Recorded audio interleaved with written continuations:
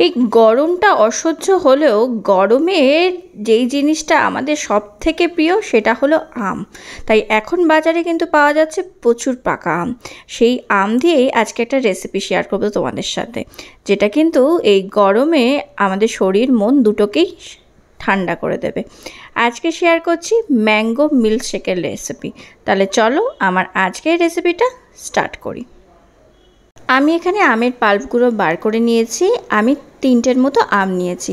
তোমরা তোমাদের পরিমাণ অনুসারে আমের কিন্তু সংখ্যাটা বাড়িয়ে কমিয়ে নিতে পারো। একটা মিক্সিং জারে প্রথমে দিয়ে দিচ্ছি স্বাদ অনুসারে চিনি। চিনিটা অবশ্যই আমটা যতটা মিষ্টি সেই অনুসারেই অ্যাড করবে। এবার ভালো করে প্রথমে চিনিটা ব্লেন্ড করে নেব। দেখো আমার চিনিটা কিন্তু ভালো করে ব্লেন্ড করে নিয়েছি। এবার বাকি উপকরণগুলো অ্যাড করব। প্রথমেই আমের পাল্পটা দিয়ে দিচ্ছি। এবার এর মধ্যে দিয়ে দেব একদম ঠান্ডা দুধ। এবার দিয়ে দিচ্ছি কিছু আইস কিউব, আর দিয়ে দেব একটা ইম্পর্টেন্ট ইনগ্রিডিয়েন্টস আইসক্রিম।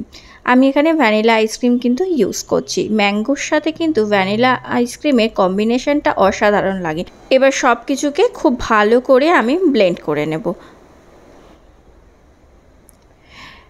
দেখো একটা কাচের গ্লাস নিয়ে নিয়েছি, তার মধ্যে ঢেলে দিচ্ছি ঠান্ডা ঠান্ডা ম্যাঙ্গো মিল্কশেক। কি অসাধারণ দেখতে হয়েছে, শুধু কিন্তু দেখতেই না, খেতেও কিন্তু দারুণ হয়েছে।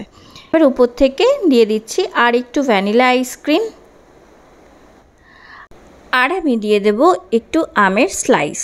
আর আমার আজকের রেসিপি যদি ভালো লাগে তো রেসিপিটা প্লিজ লাইক করো, সকলের সঙ্গে শেয়ার করো, আর কিন্তু সাবস্ক্রাইব করতে বা ফলো করতে একদমই ভুলো না।